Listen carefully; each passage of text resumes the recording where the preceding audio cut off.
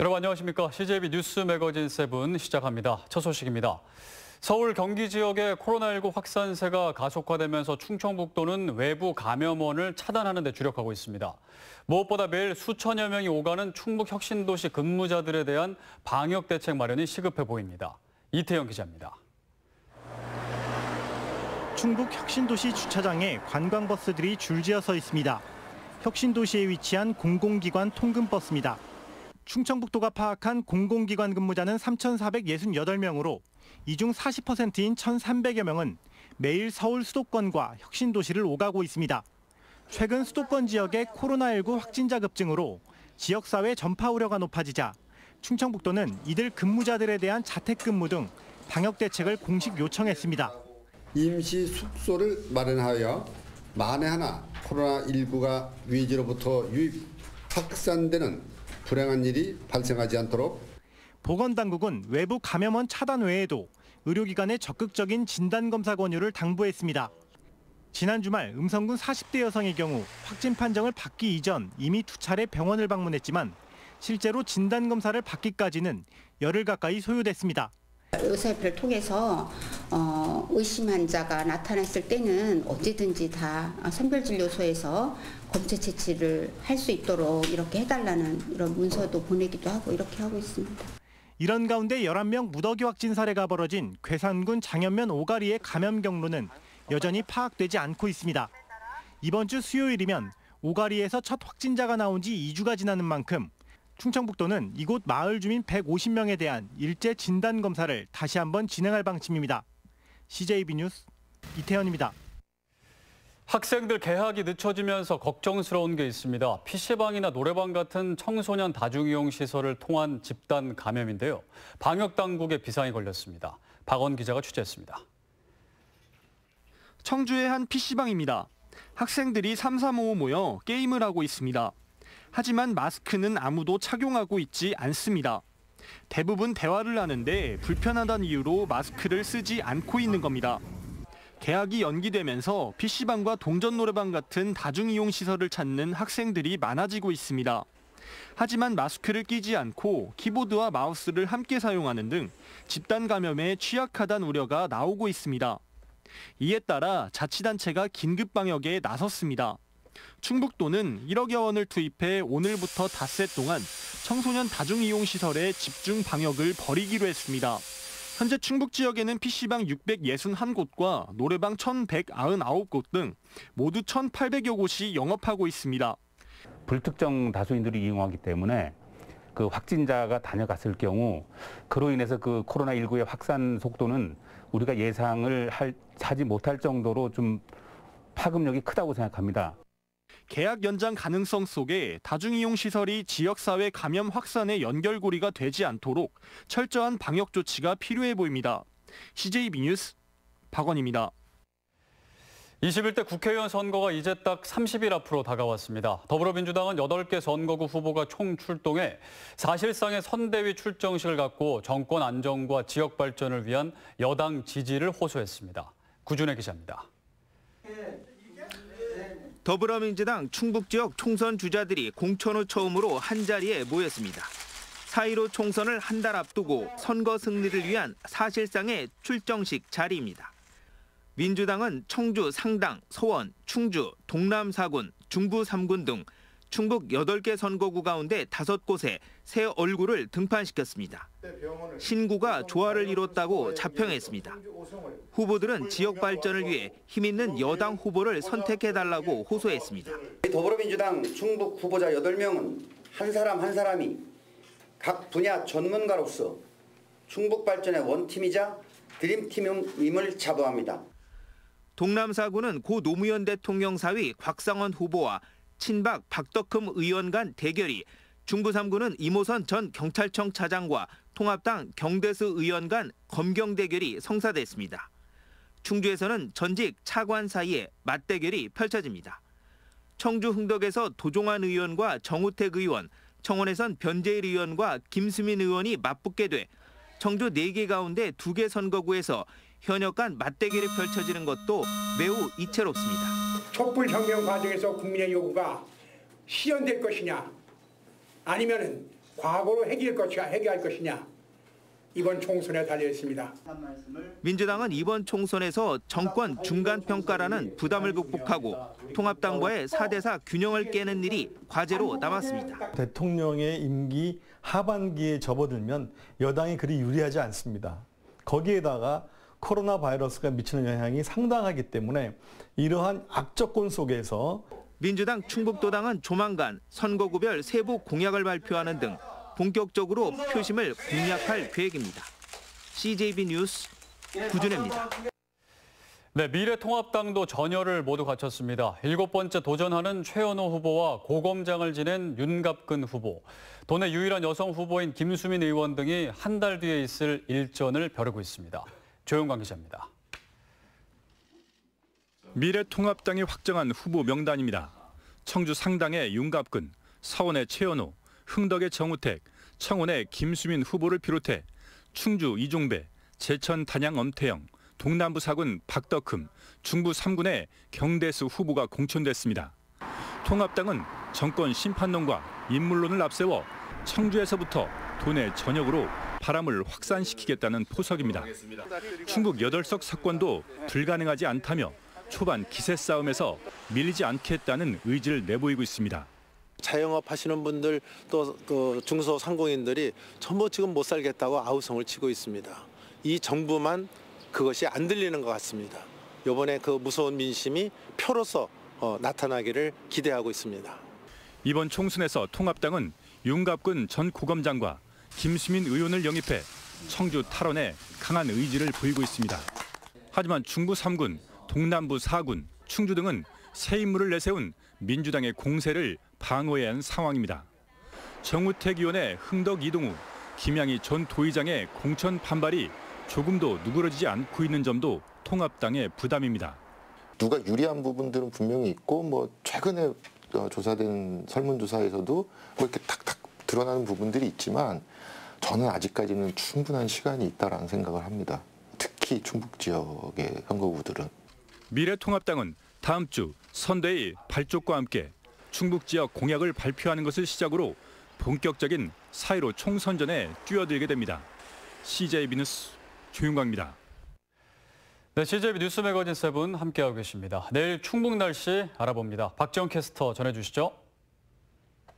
네, 하늘은 봄인데 아직까지도 볼에 닿는 공기는 겨울입니다. 오늘도 아침 기온은 영하권으로 출발했고 한낮에는 영상 10도 선에 머물며 쌀쌀했는데요. 내일도 아침 기온은 영하권으로 출발하겠지만 한낮 기온은 영상 14도 선을 보이며 오늘보다 4도가량 높겠고 특히 이번 주는 후반으로 갈수록 기온이 오름세를 보이겠습니다. 내일은 기압골의 영향으로 북부 지역에 약한 비가 지나겠는데요. 예상 강수량은 5mm 미만으로 많지는 않겠지만 낮부터 퇴근 시간까지 산발적으로 빗방울이 떨어지는 곳이 있겠습니다. 내일 외출하실 때에는 이 점을 꼭 참고하시기 바랍니다. 내일 충북의 하늘 표정은 대체로 구름만 많은 가운데 미세먼지 농도는 보통 수준이 예상됩니다. 날씨였습니다.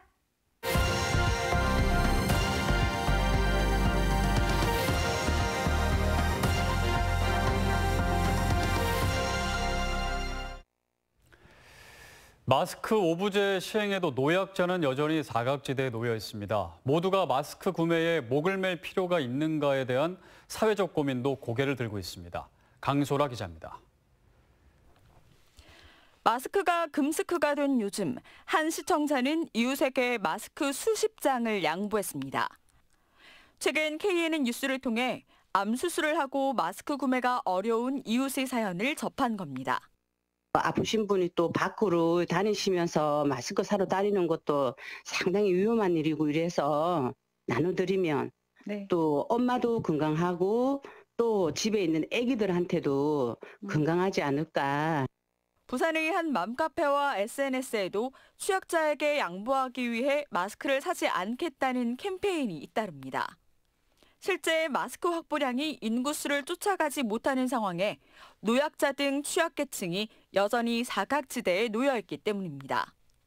이른 시간부터 늦게까지 일하는 노동자들에게 마스크 오부제를 따르는 일은 어렵습니다. 그럼 일주일 내내 출근하는 사람들은 어디 가서 삽니까 그거? 일요일날도 못 사고. 이래 돼버리면은 사는 사람은 사고 못 사는 사람은 못 사는 게라.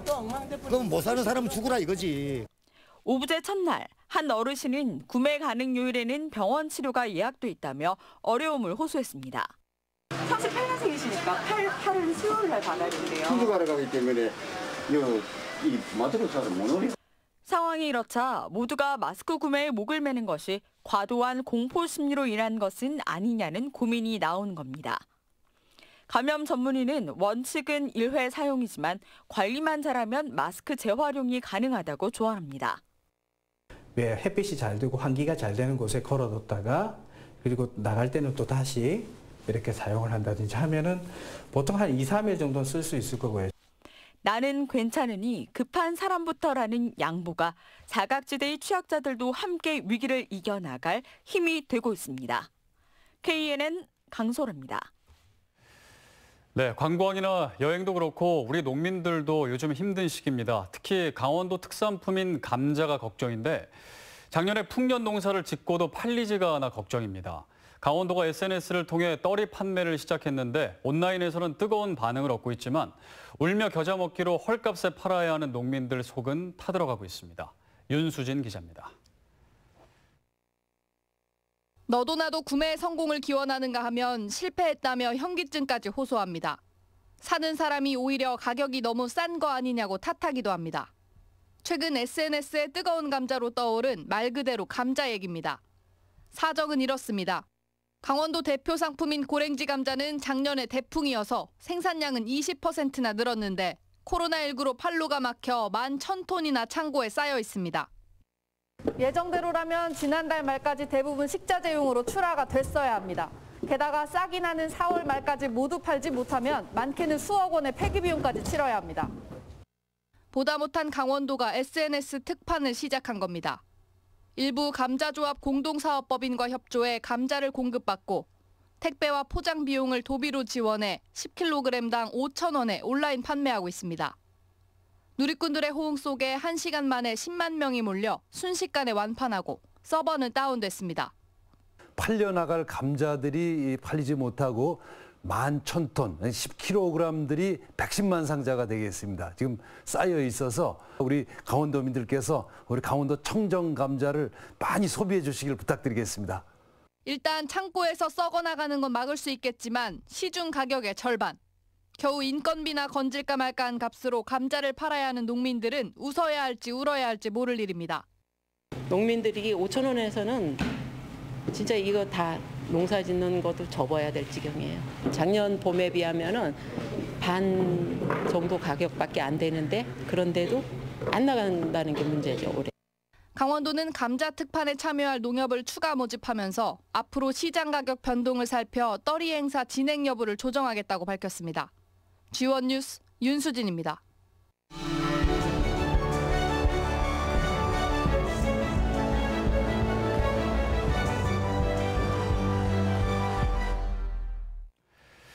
네, 오늘의 이슈와 화제입니다. 세계보건기구 WHO는 지난주 11일 코로나19에 대해 세계적 대유행, 팬데믹을 선언했습니다.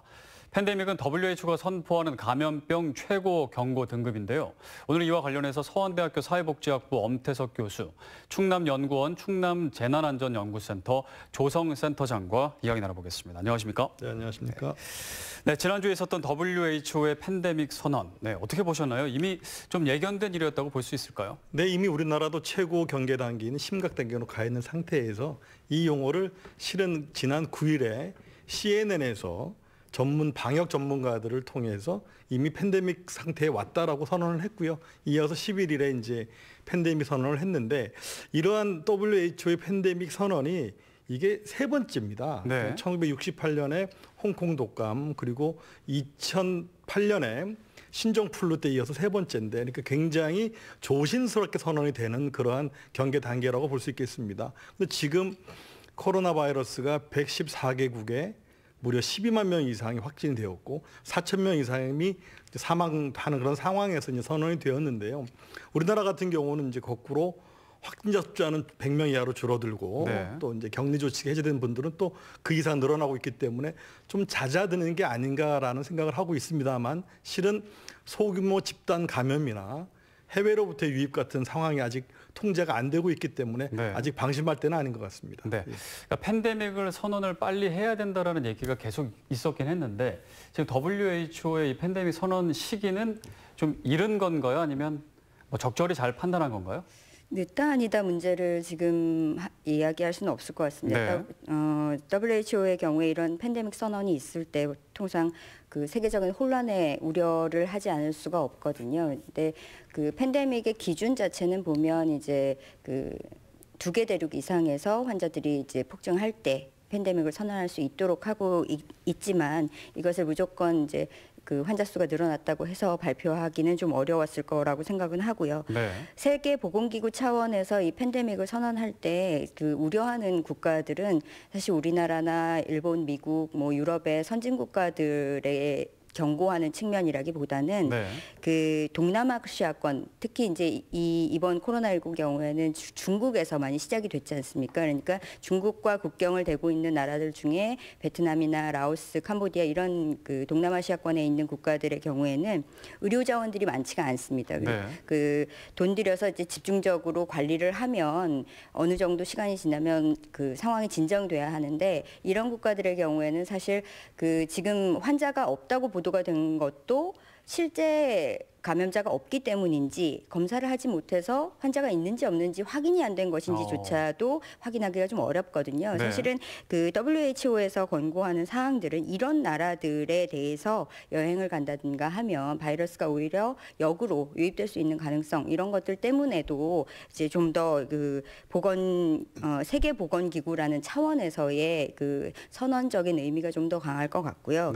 그 저개발 국가들의 이런 감염병 인프라들을 확충해주려는 노력들을 이제 지속적으로 하게 될 거고 우리나라에서도 지금 당장은 뭐 그런 여유가 사실은 없지 않습니까? 우리 해결하기가 바쁘기 때문에 여력이 없지만 장기적으로는 국제적인 공조에 이제 우리가 힘을 보탠다든가 하는 형태로 그 노력을 하는 것이 우리나라의 안전을 위한 길이 된다라는 측면도 고려해야 할 것 같습니다. 그러니까 팬데믹이 선언된다는 건 뭐 강제적으로 이것을 해야 된다 이런 건 아니고 어떤 권고되는 것들이 많아진다 이렇게 보는 건가요? 네, 그렇게 보시는 것이 바람직할 것 같고요.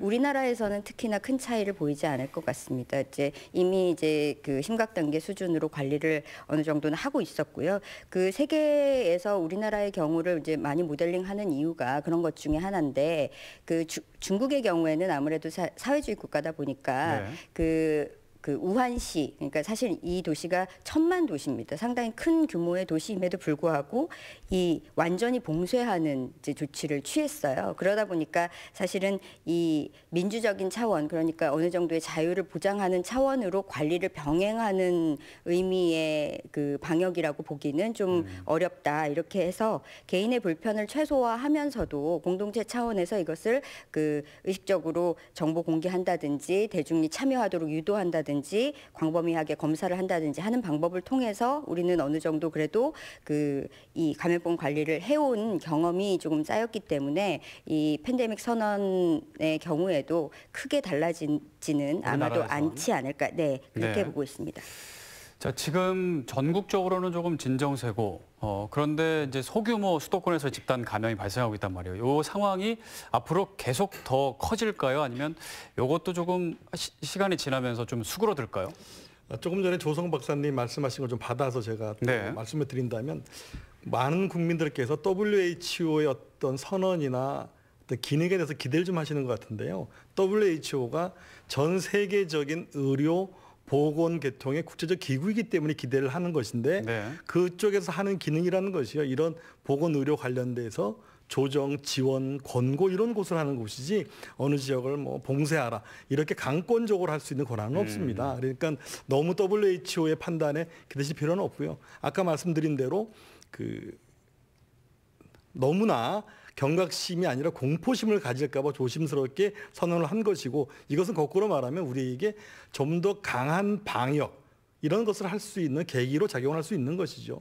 그리고 조금 전에 우리 보도를 봤습니다만 학생들이 PC방이나 노래방에서 이제 네. 감염이 된다 그러는데 사실 그런 공간들이 우리 같이 이렇게 좀 중소도시 대도시가 아닌 지역에서는 사회적 거리를 유지하기가 좀 편하고 네. 그런 반면에 대도시 같은 경우는 인구 밀도가 높고 사회적 거리를 유지하기도 어렵고 또 밀집된 공간들이 많거든요. 뭐 PC방뿐만 아니라 비행기 그리고 전철, 버스 뭐 여러 가지 그 뭐 예배 장소 같은 것들이 많기 때문에 네.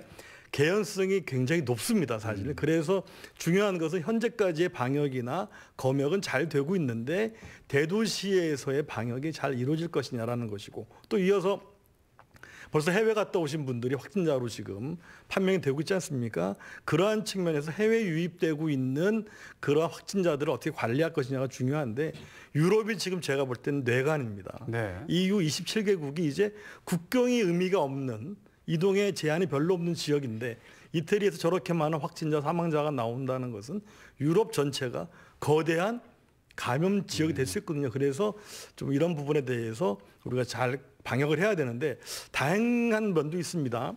우리가 국경을 맞대고 있는 곳은 북한이고 삼면이 바다이기 때문에 항만, 공항을 잘 검역하면 일단은 다른 나라보다는 좀 방역의 어려움이 적지 않나 생각을 합니다. 네. 제가 좀 궁금한 건 그 치료제는 언제 나오나요? 사실 네. 치료제에 관한 부분은 이 한참 연구를 하고 있을 거 아니에요? 네, 그렇다고 알려져 있습니다. 전문가들이 보도하는 바에 따라도 그 어떤 감염병이든지 이제 나오게 되면 이 감염병이 사실 처음 본 감염체거든요. 네. 바이러스 자체가. 그러다 보니까 이 바이러스가 어떤 성질을 갖고 있고 감염 수준은 얼만큼이고 치사는 얼만큼이고 하는 것을 사실은 환자가 나올 때마다 배워갈 수밖에 없는 상황입니다. 네. 그래서 지금 어느 정도 확산이 좀 가라앉은 이후여야 사실은 기대할 수 있는 정도의 수준에 있다고 보시는 것이 맞을 것 같습니다. 네, 아직은 좀 기다려야 되는군요. 지금 우리나라 일단 진정세지만 세계적으로는 지금 심각한 상황이고요. 네, 이런 상황 국민들은 좀 어떻게 대비해야 되는지 좀 마지막으로 한 말씀 해주시죠. 네, 가장 중요한 것은 지금 우리 모든 전 국민과 정부 모든 노력이 코로나를 종식하는데 잠식하는데 이제 모든 관심이 집중되어 있는데 실은 코로나로 인해서 파생되는 문제가 너무나 많습니다. 뭐 보도에서 보는 것처럼 경제, 사회 모든 분야가 지금 코로나 때문에 골병이 들고 있는데 코로나를 어떻게 잘 잡느냐와 동시에 지금 일어나고 있는 경제 문제, 교육 문제, 당장 개학을 가지고 정부가 결정을 못하고 있지 않습니까? 그 이유를 대충 짐작이 가능합니다. 왜냐 그러면 19세 미만의 국민 500여 명이 벌써 확진이 됐어요. 네. 거기다가 교직원도 수십 명이 지금 확진이 되었기 때문에 이런 상황뿐만이 아니라 지금 학생들을 어떻게 지금 교육을 받고 생활할 수 있게 할 것이냐. 경제 외환위기나 글로벌 금융위기는 대기업이나 대형 금융기관으로부터 시작해서 내려왔기 때문에 실질적으로 일반 국민들이 체감하기는 좀 많은 갭이 있었는데 지금은 실물 경제가 거의 얼어 있지 않습니까? 네. 그래서 이러한 경제 위기가 굉장히 심각한데 그래서 정부와 여당 이 모든 문제를 동시다발적으로 처리해야 되는 그러한 아주 심각한 상황이 있습니다. 계약은 좀 연기되겠죠 또? 그런 얘기가 많이 나오던데. 네, 짧게 학생들의 생명을 담보로 네. 계약하기는 쉽지 않을 거라고 봅니다. 그럼 4월 계약이 좀 유력시 된다 그렇게 그렇게 보시는군요. 예상합니다. 예. 알겠습니다. 지금까지 엄태석 교수, 조성센터장이었습니다. 감사합니다. 네, 서울 CJB 뉴스 매거진 7 1부 마칩니다. 잠시 후 2부로 이어집니다.